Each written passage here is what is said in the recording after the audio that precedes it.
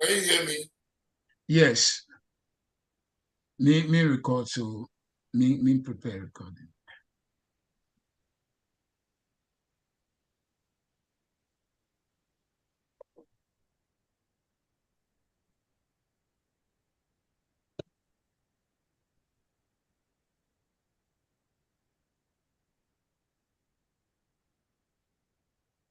Okay, we are good. Ah, the floor is open. Anybody with any revelations you've discovered, any ideas, any problems you've encountered? The floor is open. Let's hear what you have. Gabo, any ideas or any problems? No. Dr. Boyson, No, I'm good for now. I mean, we did a bit yesterday, so I'm just. okay. Yeah, today I'm going to introduce. Let me put it this way. I am going to move the gear a notch up. The goal for today, can everybody see my screen? Yeah. Okay. You see some drawing right there, right? Country. Okay. Mm-hmm. Yeah. Okay. I think we've covered some sufficient ground for me now to introduce ways to think about things, about the text, right? In order to derive serious meaning, right? And this particular text is such a text that has a lot of nuances that we need to discover to make sense of the text, right? So one of the tools I'm going to use to really bring out the difficulties, the nuances, the issues in this particular test is using an area of mathematics called set theory, right? To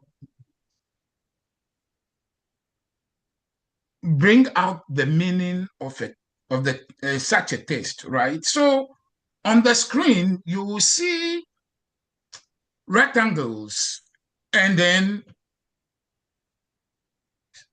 circles, right? Now, the rectangles stand for what we call classes or sets themselves, right? So this whole thing is one set. Call it the superset. And that set contains some elements, right? So each rectangle itself is a set. So if we call the totality of this set, let's call it the Exodus experience, right? The Exodus set, let's call it the Exodus set. That Exodus set contains the subset called country, the subset called Egypt, the subset called land, the subset called people, the subset called treasure city, the subset called Egyptians, the subset called non-Israelites, the subset called Israelite. And then you have individual objects, right? One of them is Moses. Another is King 1. Another is Pithom, another is Ramses. But this is the way you have to understand it, right? When you come to use the word class in literature and logic, the class is what we call a concept. The concept is a class that contains other things. So if we go to the top object called country, right, that country is a class and it contains what? Countries. And one such country, right, is Egypt. So Egypt is a subset of the superset called country. Is that making sense? Mm-hmm. So Egypt as a set itself contains elements. Let me repeat it. The superset called country contains a subset called Egypt. And that subset, Egypt, contains two subsets. One of the subsets of Egypt is called people. The other subset of Egypt is called land. Now, people is itself a subset of Egypt. And the subset called people contains one subset called Egyptians. Right? Mm-hmm. And the subset Egyptians contains two subsets. One subset is called Israelite. The other subset is called non-Israelite. The subset called Israelite contains one element which is not a set. We call it an instance. An instance or an individual.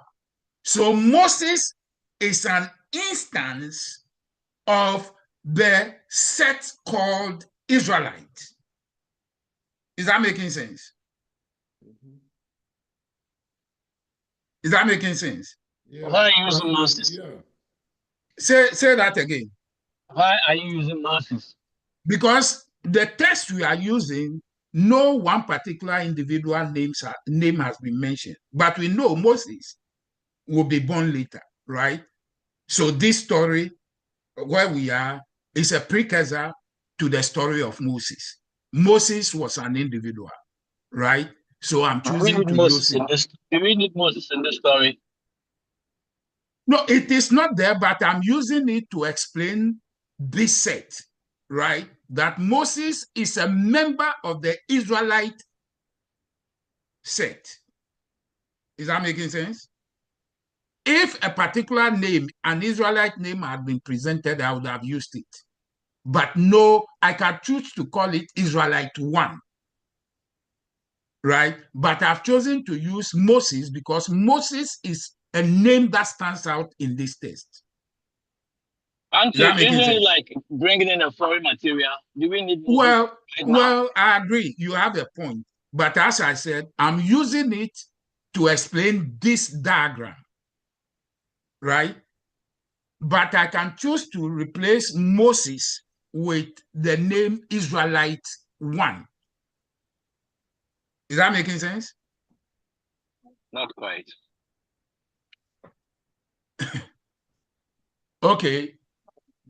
Scratch the name Moses, call it Israelite 1. You shouldn't bring anybody into the thing. So no. We be consistent. No, I understand, but I'm using that to explain something in this diagram. Is that making sense? I'm using that to explain the set theory as used here, but not that this particular thing is in the text. I'm using the name Moses because that will readily ring a bell, right? Israelite 1 actually will be an appropriate name. Are we on common ground? We disagree to agree. Go ahead. Okay. Now, as I said, the set Israelite contains one element, right? And that element is an individual. Let's call that individual Moses 1 or Moses or Israelite 1. That's fine. Now, the non-Israelite subset has two subsets. But for now, let's accept that they are members or elements of the subset called or set called non-Israelite. And that set, the two elements in non-Israelite subset or class are taskmaster and king for now, right? And then in the king subset, we have an individual. His name is not given, so I call him King 1. History will give his name as either Amos or Thutmose, right? But it is not in the text. So yes, I am guilty of bringing foreign material with the name use of the name Moses, right? But I could have used within the king subset the name Thutmose or Amos, because one of those two was the king that arose and knew not Joseph, right? But the concept or the class called king has an element, we call it an instance or an individual in it called King 1. That's the name we've chosen to give him, right? Why is this important for us to get this? This is how theories work, a set theory works, and how one has to understand what this text contains, right? If you look at the word country, right, the name of the class called country, right, I want you to get a picture that will become important. Every subset, everything in the subset, let's say Egypt, right, is contained in the superset called country, which is to say a subset only inherits what the superset has. A subset can inherit everything the superset has, or it can inherit just some of them. Is that making sense? Hello? Yeah. I want it to be interactive. Let me know you are getting it so it will flow. Again, the parent set or the superset of any set contains everything that the subset contains. But the subset does not necessarily contain everything that the superset contains, which means a subset can only inherit what is in the superset. It may inherit everything in the superset, or it may inherit just some of the things in the superset. Is that making sense? Yeah. Okay. So everything in Egypt is a subset of the superset called country. everything in Egypt, it inherited from country. Is that making sense? Mm-hmm. Okay. The subset in this way, the class called Egypt, has two subsets.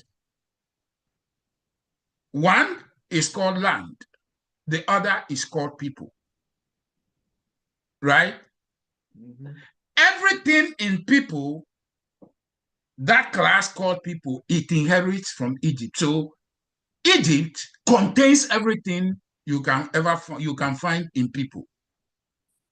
It also contains everything you can find in land. But not everything you find in Egypt are you going to find in land or in people.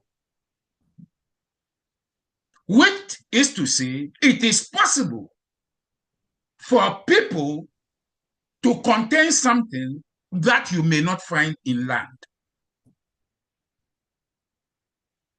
Are we there? Yeah. Okay. Dr. Boyce, is it making sense? I think is it making sense?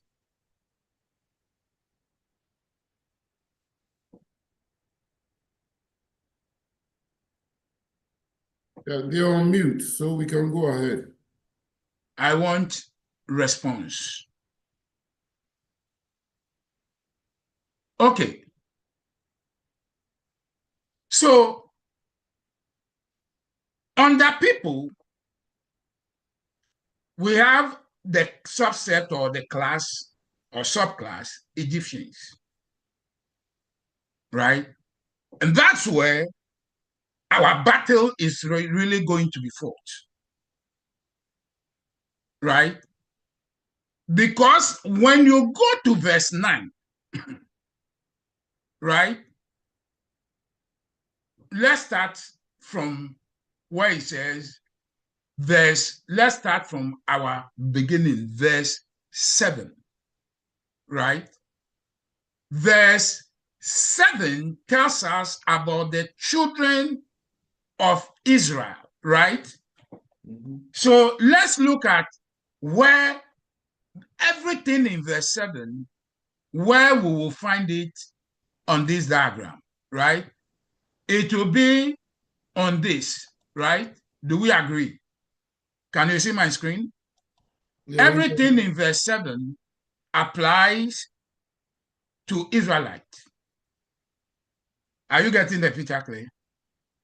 to Israelites. Because it says the children of Israel were fruitful, right? Mm-hmm. And increased abundantly and multiplied Mm-hmm. and waxed exceedingly mighty, and the land was filled with them, right? Mm-hmm. Is that making sense? Mm-hmm. Okay. By this definition that we have here, it means that Israelites here, that class, inherited everything they have there from Egypt, from the term Egyptians. Because don't forget, we said a subset or a subclass inherits everything it has from its parent class. Is that making sense? Mm-hmm.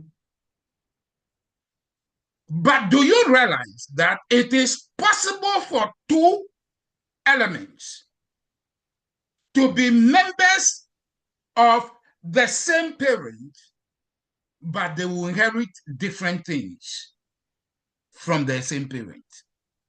So here, verse 7 is telling us it was Egypt that really was, call it, fruitful, increased abundantly, and multiplied, and waxed exceedingly strong, exceedingly mighty, and the land was filled with them.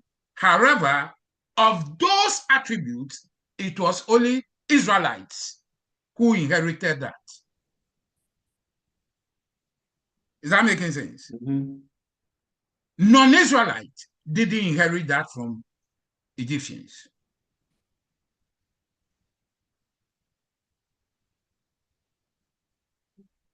Can you see a problem? Israelites did not inherit that from the Egyptians. No, then Israelites, the class called Israelites, inherited everything in verse 7 from the parent set called Egyptians. But they are not Egyptians. They are. They are. If you understand this drawing, yes, they are. And if you understand the text, yes, they were. All of them were born in Egypt. But they were born in Egypt, but they were not Egyptians. What do you mean by they were not Egyptians? Because the Pharaoh, the Pharaoh. Yes, and that is why we are doing this, for us to understand the problem the Pharaoh was going to introduce into the system and why things will go south and why we should be careful when we see such a thing being done in our contemporary experience. Is that making sense? Mm-hmm. That is where understanding really comes from.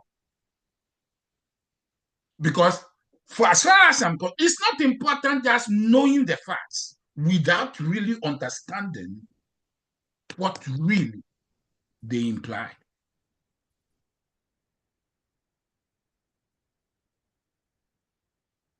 Is that making sense? Mm-hmm. Okay. So again, let's repeat what I said. So why, excuse me, before you go ahead, why is the arrow down, not up? Because that's why the arrow from the parent flows from the parent to the child. So, but when it's going up, what does that mean? It means it is inheriting. And you realize that the only arrow going up is from the square, the circle, to a rectangle. From a rectangle to a rectangle, it's always arrow down. Mm. Are you not getting the picture clear? Mm-hmm. Right? So in set theory, for example, Moses is only an element, an individual element in the set called Israelites.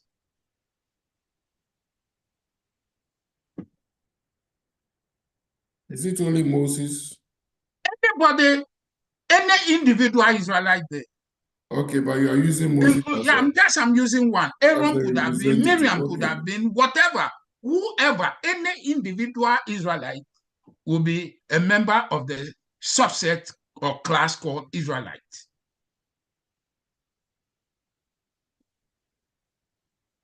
Is that making sense? Mm-hmm. And as I said, verse 7 actually applies to the parent set called Egyptian. In fact, don't add the S. We don't, when you are using this, you actually make it plural, singular, but it's taken as a plural. So Egyptian, right? Egyptian. Israelite. Every Israelite on this board, on this chart is an Egyptian. So everything that the set called Israelite will possess, it inherited from its parent, Egyptian. Is that making sense? Mm-hmm. Okay. Now, let's come to the other subset of the set Egyptian, the non-Israelite. Right? Mm-hmm. Non-Israelites didn't inherit what is said of what is enumerated in verse 7. Though it was there as part of the set the parents said Egyptian.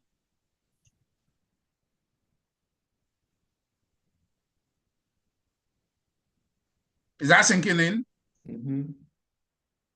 So all of a sudden we have one parent, but a parent with two elements, but they are not inheriting everything. One is inheriting something of or some things of their parent. The other is also inheriting something of the parents. Are you not getting the picture clear? Mm-hmm. So what we therefore have to find out, what is it that both elements are inheriting from the parent?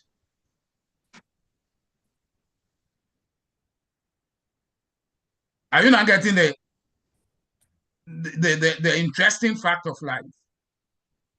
Right? Mm-hmm. And if you come to real life, yes, it works. It applies because it is possible for even identical twins for one to be a professor and one to be a prisoner. One to be a judge and one to be a criminal. It is very possible from the same parent. Mm-hmm. Is that making sense? Mm-hmm. So that is in respect with the king and the king one. Oh no, we are coming. We are developing this. So where are we? Where are we bringing the two? I'm emphasizing the idea on Egyptian, the people. You realize that Egypt is made up of land and people. Is that making sense? Mm-hmm. And Egypt is a subset of country. Every country, therefore, has land and it has people. Right? Mm-hmm. Egypt is a country. So the parent set called country has one element called Egypt, which is a class or a subset by itself. And that Egypt, which is a subset or a class, contains two elements, both of which are sets or classes themselves, right? Mm-hmm. One of the elements is called land, and it happens to be a subset, a set by itself. And the other is people, which is a set by itself, Mm-hmm. right?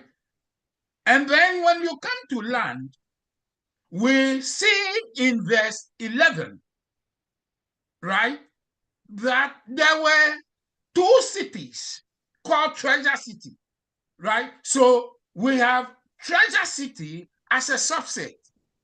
And of the two treasure cities, which were the individual cities themselves, right, we have Pithom and Ramses, according to verse 11. Are you not getting the way it works? Mm-hmm. Which is to say, everything belonging to the treasure city actually belongs to the land. Are you not getting the question, the issue, right? Mm-hmm. Is that sinking in? Yeah, we go Okay. on. Okay. Now, you ask the question, the class called king, right, Mm-hmm. is a class, right? Mm-hmm. The Bible tells us a member of the class called king, and that we've given the name King 1, which actually history will tell us either the name was Amos or Thutmose, right? It says this class arose over this. So the relationship between this class and this class is what we call the arisen or rise over, which is a political term, right? Are you not getting the picture clear? Is that making sense?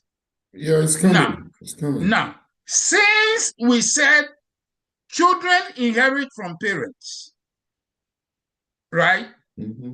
It means that this king is going to inherit everything that Egypt has.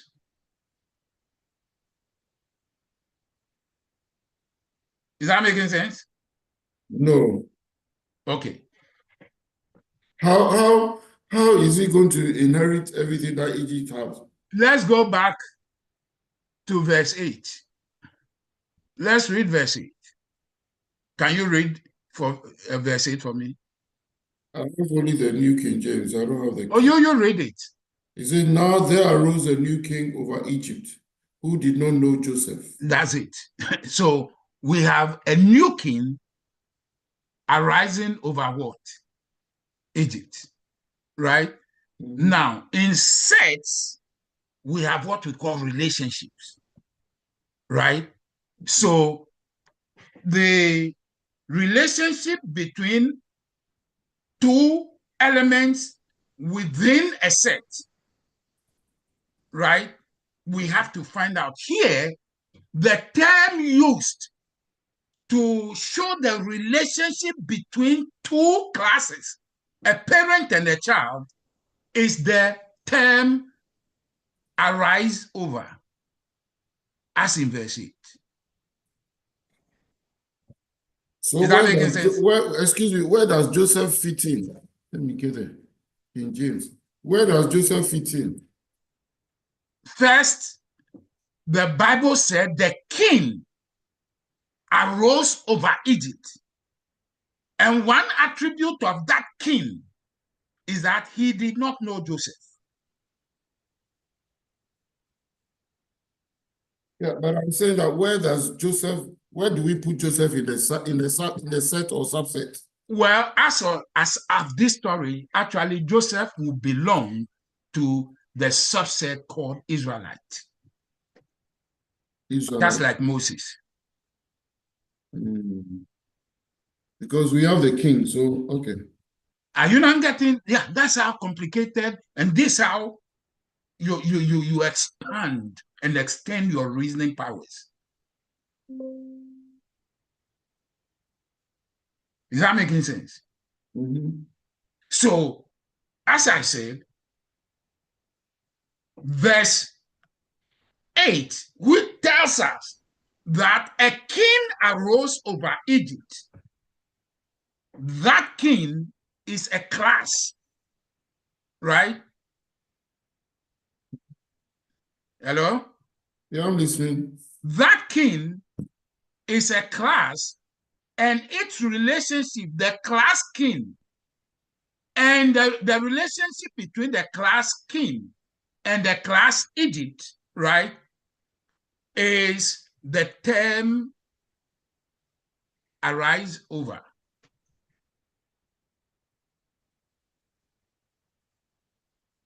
Is that making sense? No. Let's go back to verse 8.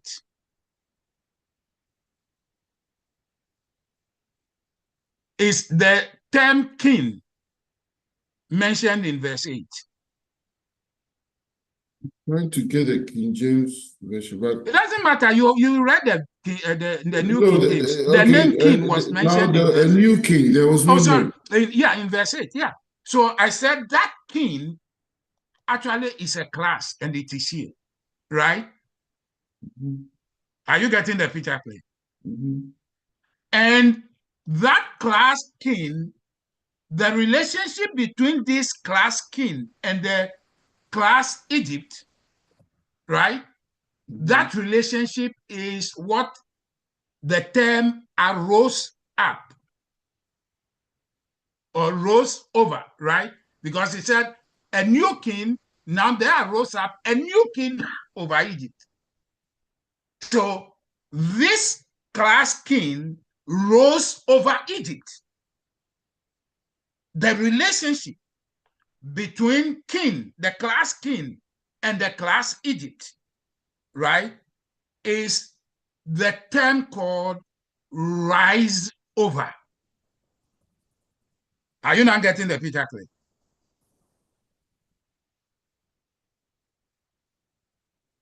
we are using the text to make sense of this diagram. Because let me disabuse. We are not reading the text to just pat ourselves that we know the story. The goal of today's session is to help us to understand at a deeper level what is really happening, so that it will train our minds to think better. And training our minds to think better simply means we are now able to realize what an author has not explicitly stated, but one way or the other is implied in the text. Is that making sense? Yeah. So you said, okay, there arose up a new king over King. Egypt. Yes. So where were you putting it? So I said, you see, this word king is a class, right? Mm-hmm. Its relationship to the word Egypt, as mentioned in verse 8, is the term arose up over, right? So between the class king and the class Egypt, the term used there is rise over. Is that making sense? There arose up a new king over Egypt. Does it make sense now? Mm-hmm. Okay. So next week, when you come, I will have all the arrows pointing. I'm just now literally getting you acquainted with how knowledge expression can be made, and to help you to begin thinking seriously at a higher and a deeper level. Is that making sense? Mm-hmm. Okay. So if the class king has an element called king 1, right? Mm-hmm. And we said parents pass on to their children, or children inherit from their parents, right? It means king 1 will inherit what the class king relates to Egypt. So if the class king, its relationship to the class Egypt is to rise over, then king 1 is going to inherit rising over Egypt. So king 1 arose over Egypt. Is that making sense now? So who represents king? King 1 is an element in the class king. That's I'm saying, who is representing king? If king 1 is the one who arose, is a new king, who is the king? Yes. The name, as I said, historians believe the name was either Amos, A-H-M-O-S-E, or Thutmose, T-H-U-T-M-O-S-E. So those two will be king 1. No, I mean, one of them could be. Historians are not really, they've not been able to pinpoint. So who is king? The king here is a class. So you have a member of the class called king, and that member is king 1 here, right? The king 1, we can put the name Thutmose. Is that making sense? Okay, I'll accept it. But the non-Israel has a tax master. Yes, but don't forget, tax master is also a class, right? Do you now get those are the people who were instructed to do the... Yes, that's the point we are trying to, but it constitutes a class or a group. Okay. So king 1, the non-Israel are the tax masters and the king. No. Don't forget, when I started, I said a parent has everything a child has. A child, on the other hand, can inherit all or some of the things or the properties Okay, of the okay. So I parent. should see it as a bigger set. Yes, Then in the bigger set, then we have the subset. subset. That's one. what I'm trying Okay, to put okay, across. okay. So the set called king has a member called king one. In one, and those it could be one of those kings you mentioned. Right. Okay. And therefore, if a child inherits from the parent, right? And here the property of the word of the class or the parent king is that it arises over Egypt, right? Then king one possibly inherited that property from king, the parent. Are you not getting the picture clear? Is it making sense? So king one so which king is the king who the new king? Who is the new king? Where do we put the new king? The new king is king one. Okay. But don't forget, the word king is just a class. Okay, that place is confusing me a bit. Okay. The way we are separating, we are separating. Okay, king let one me give you an example. How many children do you have? 2. Okay, so you have Jude and Sharon.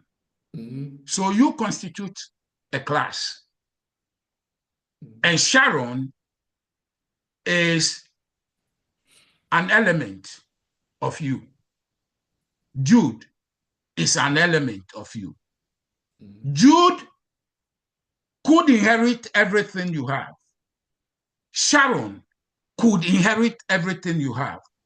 However, Jude inherited some of the things you have, but didn't inherit everything you have. Sharon inherited some of the things you have, but didn't inherit everything you have. So it is possible that Jude may have inherited something you have that Sharon didn't inherit. Are you not getting the picture clear? I'm getting confused, but it's okay. Let's move on. No. Put it this way. Take yourself, you are a class. I'm trying to understand the king. When you bring me in, then I have to replace the king there with your name and replace king one with Jude. So here, who is king? Who is the king? The king here, don't forget, it's a rectangle, like every rectangle you see there, which means it's a class. It's a class. Yes, and it represents, for example, you. You are a class, and you have two elements in you, Sharon and Jude. So the king is a class, and he has the king one. Okay, it's simple. Okay. Does it make sense now? I'm trying to think too deep. Okay, it's simple. Yeah. Okay. So if you, the property you have is that you rise over Egypt, right? That's your property. Between you and Egypt, right? Mm-hmm. You rise over Egypt. So if, for example, Jude inherit, because Jude is a member of you, is an element of you, Jude could inherit that property of yours rising over Egypt, and Sharon may not inherit that. And both of them may not inherit it. Well, but yeah, possibly. Because you are doing possibility. Yeah. I mean, for now, let's see, right? But we know that here, King one, at least, inherited from king. And the king, the class king, rose over the class Egypt. Are you not getting the picture clear? He rose over the class Egypt. Egypt. No, right. He rose over the class Israel. No, he rose over Egypt. Forget about, just don't forget. I mean, these are classes. You are just looking over at Egypt. Okay, over Egypt. relationship over, right? Over Now, Egypt. Okay. now you have to understand that Egypt contains everything, land and people. Mhm. So if king arose over Egypt and inherited that from Egypt, it will inherit everything. The land, the people, the treasure. Now you are getting the picture. Everything. Are you not getting how interesting this thing is? Now, get where this thing now becomes interesting. If king happened to be a non-Israelite, which we don't know, because the Bible hasn't told us. No, definitely. But we assume. No, definitely he will be a non-Israelite because he was saying we don't know. the other people. Listen. That's, now be flexible in your thinking. Because if the king is for a now, suspect. for now, be flexible in your thinking. Okay. Right?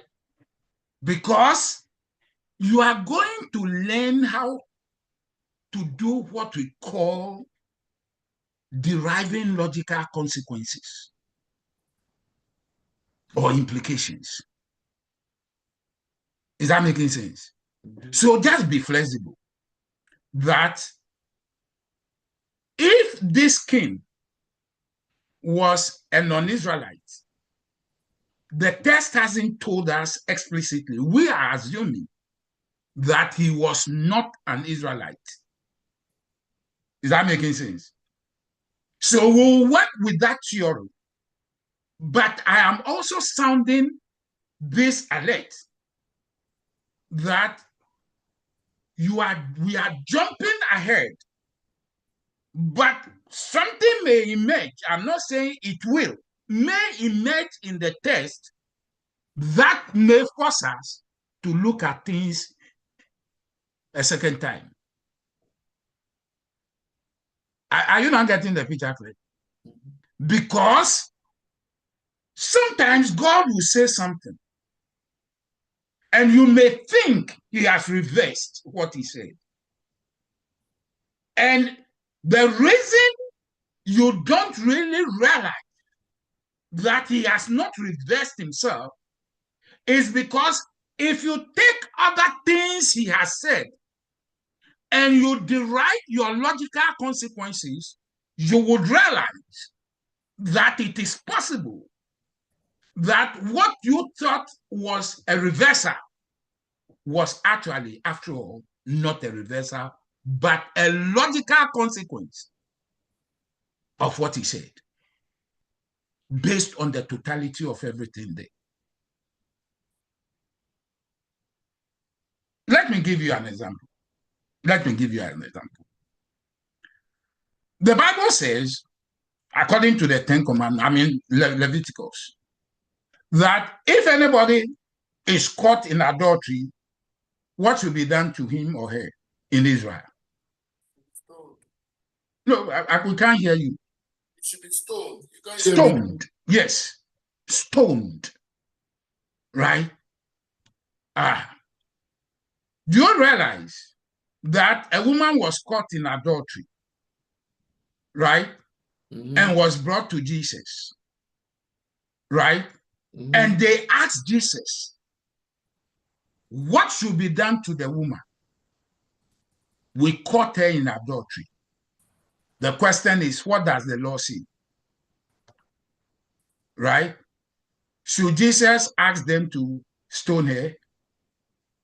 Because that would be carrying out the law. And Jesus said, I have not come to abolish the law or the prophets. I've come to fulfill them. So this woman has been caught in adultery. What does the law say? Stone her. So did Jesus actually violate, or did Jesus go contrary to what the law said? Yes or no? Is that getting me? Is that getting the picture clear? Are you getting? But we also know that God said, I'm the God of mercy and justice. Are you getting the picture clear? Is that making sense? So, is it possible for a woman to be caught or a person to be caught in adultery and still be let go because mercy is also there, which could actually let her go?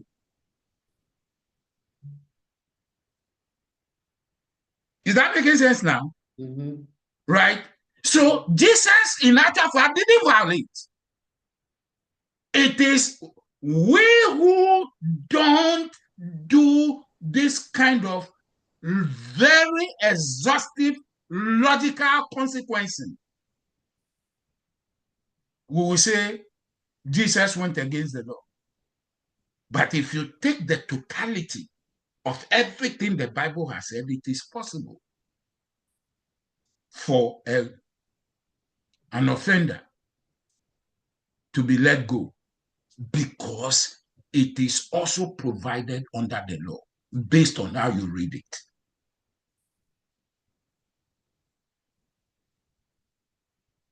Does it make sense? Does it make sense? Yeah, it makes sense. Your voice is low because we are capturing everything. Why is it low? Yeah, I'm telling you, you may not. Is it low? Now it is okay. So it's like when you lean back. I'm far away from the speaker. I don't know why. Okay. So are you getting what is happening here? And this is what we are trying to do with this type of study, using now serious tools to help us to think in order to look at the nuances of what we may think is a simple text. Because the goal now is not necessarily to know as many facts as possible. The goal at this point is to help us to become diligent thinkers using the Bible. Is that making sense? So, when we come back to verse 9, and then this king here, right, whose relationship with this is rising over, right, now says, the author tells us, says to his people, right? This is the people he was talking about, or was he talking to just this? You see how all of a sudden a king is introducing a problem to his own society, and it will dog him.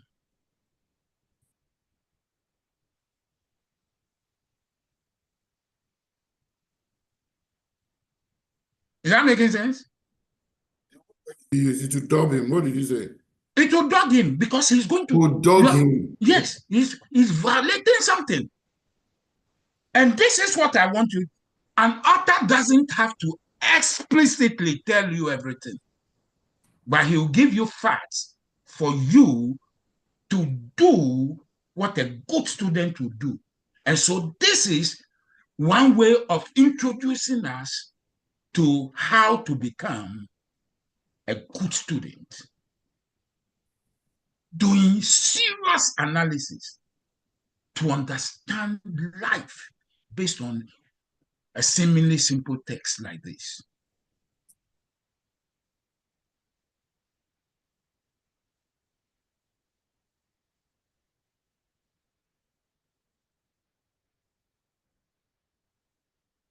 Is it making sense now?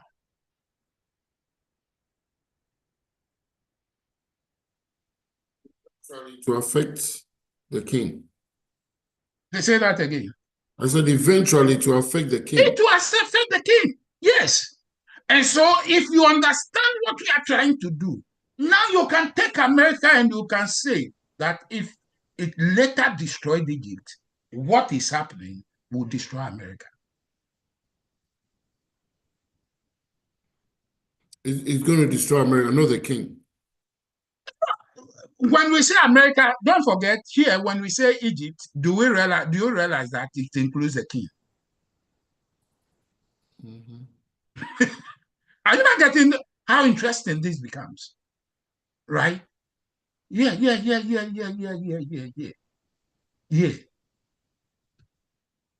Yes. That is what we can glean from the Bible. And we can begin to understand life.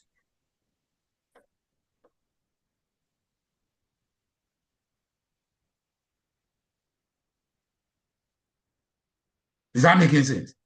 That is why, if anything happens to this, it can pass it on to everything under it. Anything that happens to Egypt could affect the land, it could affect the people.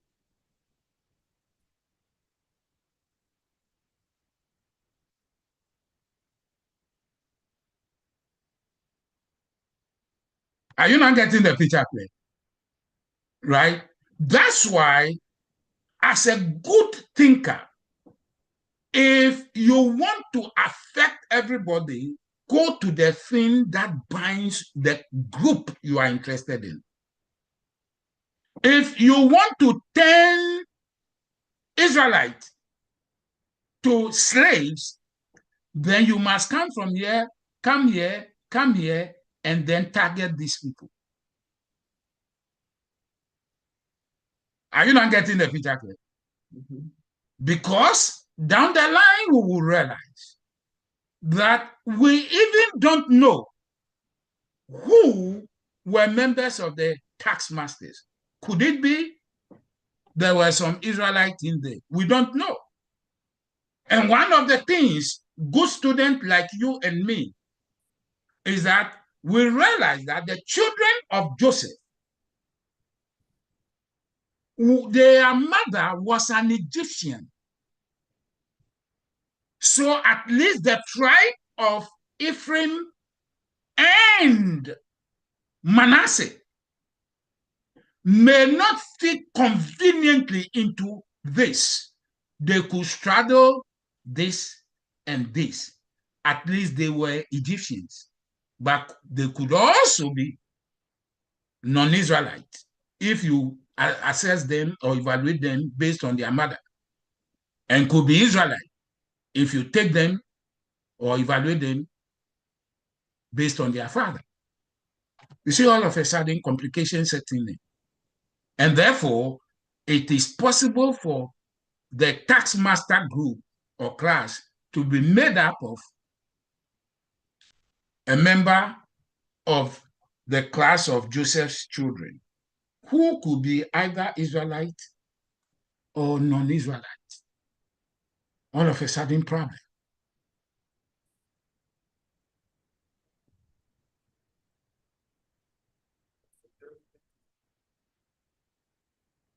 Your voice is low again. That is a delicate issue. Still low. That is a delicate issue. Delicate issue. Very delicate.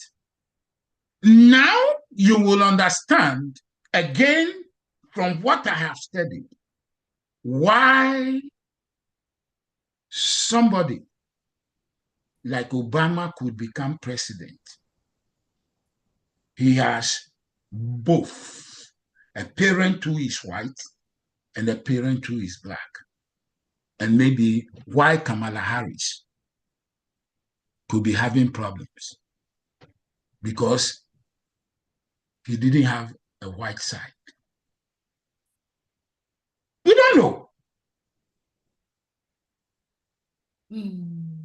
But this is something that will force thinking to begin to think deeply to understand the human psyche.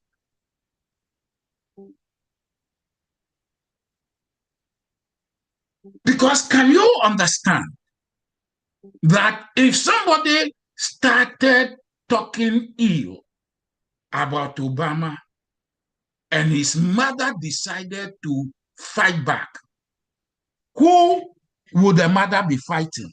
Would be fighting whites.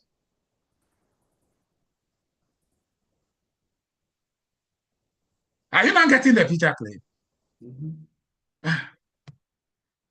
So these are the complications in life that all of a sudden a test like this will force us to think deeply about, to gain understanding. And as I said, I find this tool in mathematics that we did in primary school to be a tool that can help us to understand things at a deeper level. Amen. Still can't hear. Okay. We can stop today, but now you know that this is going to become, but do you agree? Is it useful?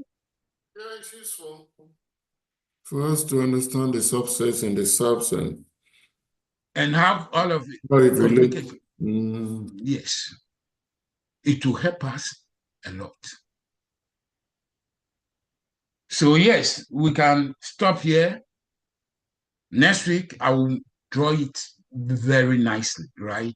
With proportion and bring in more elements. And let Moses be Israelite 1. Okay, I'll do that. So that we don't want to get confused. Okay. Because there's no name, there's no human name there.